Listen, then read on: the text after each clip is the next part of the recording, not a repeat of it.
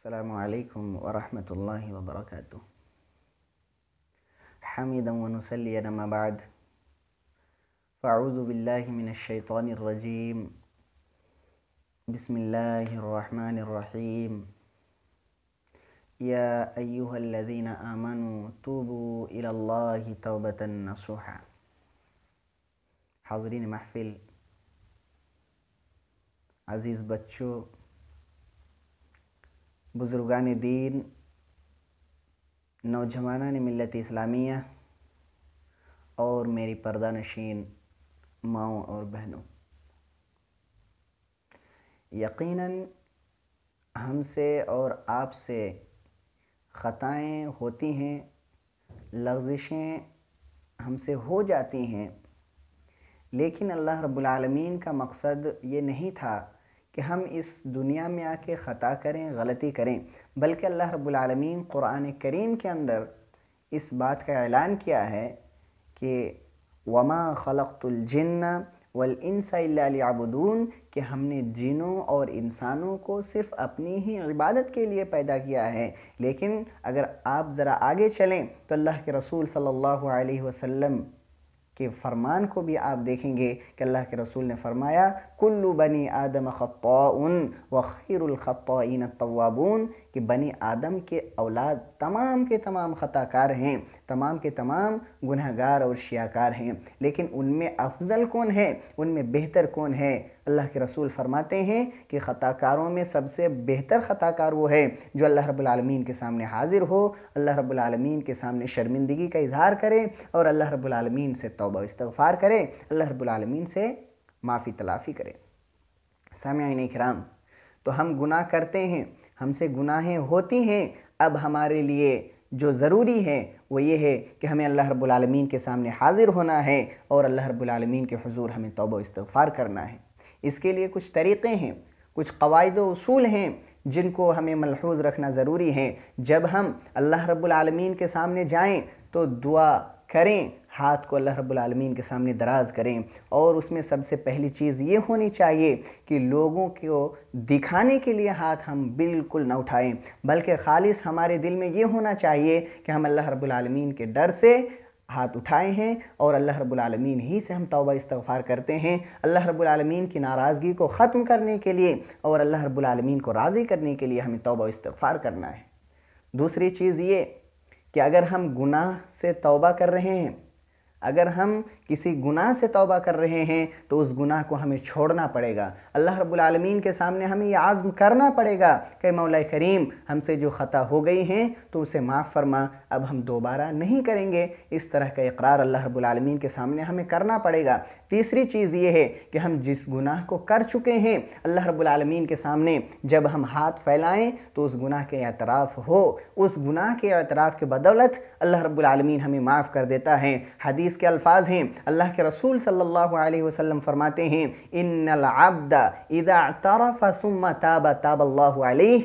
کہ اللہ رب العالمین اس اعتراف کے بنا پر معاف کر دیتا ہے۔ چوتھی چیز یہ ہے کہ جب ہم اللہ رب العالمین کے سامنے جائیں،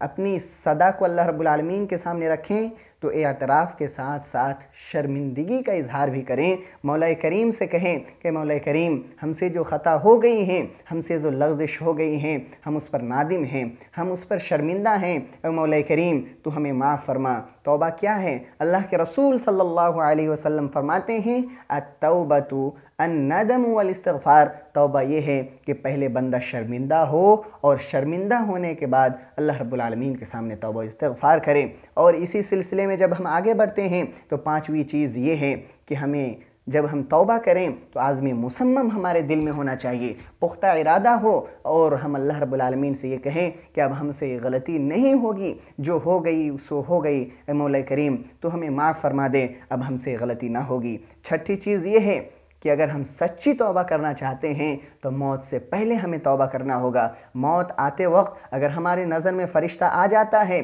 اس وقت ہم اللہ رب العالمین کے سامنے حاضر ہو کر توبہ و استغفار کرتے ہیں تو یقین جانیے ایسا توبہ اللہ رب العالمین قبول نہیں کرتا۔ حدیث کے الفاظ ہیں، اللہ رب العالمین قرآن کریم کے اندر ارشاد فرماتا ہے وَالْتَفَّتِ السَّاقُ بِالسَّاقِ کہ جب پنڈلی پر پنڈلی چڑھ جائے اور انسان کو فرشتہ نظر آنے لگے، اس وقت اگر کوئی شخص اللہ رب العالمین کے حضور توبہ و استغفار کرتا ہے تو آپ یقین جانیے اللہ رب العالمین اس توبہ کو قبول نہیں کرتا۔ اسی طرح اللہ کے رسول صلی اللہ علیہ وسلم فرماتے ہیں کہ ان للتوبۃ بابا عرض ما بین مصراعیہ ما بین المغرب والمشرق کہ دروازہ جو ہے توبہ کا، اس دروازے کی جو چوڑائی ہے وہ مغرب و مشرق کا جتنا فاصلہ ہے اس کے برابر ہے۔ آگے اللہ کے رسول صلی اللہ علیہ وسلم فرماتے ہیں لا یغلق حتی تطلع الشمس من مغربها اور یہ دروازہ اس وقت تک بند نہیں ہوگا جب تک قیامت قائم نہیں ہو جائے گی۔ پھر آگے الفاظ یوں ہیں وَمَن مَاتَ فقد قامت قیامتہ اور جب کوئی شخص مر جاتا ہے، کسی شخص کا انتقال ہو جاتا ہے تو اس وقت اس کے لیے قیامت ہے اور اس کے بعد اس کے حق میں کوئی توبہ اللہ رب العالمین قبول نہیں کرتا۔ چھٹی ساتویں چیز یہ ہے کہ اگر کوئی شخص بدعات میں ملوث ہے، بدعات کا ارتکاب کرتا ہے، اگر کوئی شخص بدعتی ہے تو جب تک وہ بدعات سے باز نہیں آ جاتا ہے، بدعات سے دور نہیں ہو جاتا ہے، اس وقت تک اللہ رب العالمین اس کی توبہ کو قبول نہیں کرتا ہے۔ تو اگر ہم چاہتے ہیں کہ اللہ رب العالمین کے سامنے ہماری توبہ قبول ہو، اللہ رب العالمین کے سامنے ہم محبوب بنیں، تو ان چیزوں سے ہمیں باز رہنا ہوگا۔ اور اللہ کے رسول صلی اللہ علیہ وسلم کچھ چیزیں ہمیں اور سکھائے ہیں جن کو ہم اپنی دعاؤں کے درمیان اگر لائیں تو یقیناً اللہ رب العالمین ہماری دعاؤں کو اور جلدی قبول کرتا ہے، جیسے کہ استغفر اللہ ربی من کل ذنب واتوب الیہ، اس کلمات کو آپ صلی اللہ علیہ وسلم دعا میں کیا کرتے تھے؟ اللہ کے رسول صلی اللہ علیہ وسلم فرماتے ہیں من قال استغفر اللہ ربی من کل ذنب واتوب الیہ ثلاثا غفر له ذنوبہ وان کان فارا من الزحف کہ اگر کوئی شخص میدان جہاد سے بھی بھاگ آتا ہے اور اس کے بعد اللہ رب العالمین کے سامنے اس دعا کو 3 مرتبہ پڑھتا ہے تو اللہ رب العالمین اسے معاف کر دیتا ہے۔ اور آپ جانتے ہیں اگر کوئی شخص میدان جہاد سے لوٹ آئے، جنگ کے میدان سے بھاگ جائے تو یقیناً وہ شخص اللہ رب العالمین کا غضب لے کر لوٹتا ہے، اللہ رب العالمین کی ناراضگی اس کے ساتھ ہوتی ہے۔ اور اس حالت میں بھی اگر کوئی شخص اللہ رب العالمین کے سامنے دعا 3 بار پڑھے تو اللہ کے رسول فرماتے ہیں کہ اس کا بھی گناہ اللہ رب العالمین معاف کر دیتا ہے۔ سامعین اکرام، یہ کچھ چیزیں تھیں جس کو میں نے آپ کے سامنے رکھا۔ اب ہم اللہ رب العالمین سے یہی دعا کریں گے کہ مولا کریم تو ہمیں گناہوں سے بچا، اے مولا کریم جب ہم کوئی گناہ کر دیں تو ہمیں تو توبہ کی توفیق بھی نصیب فرمانا، آمین۔ اے مولا کریم جو ہم میں بے بس ہیں، مجبور ہیں، لاچار ہیں تو غائبانہ طور پر ان کی کفالت فرما، آمین۔ تقبل یا رب العالمین، والسلام علیکم ورحمۃ اللہ وبرکاتہ۔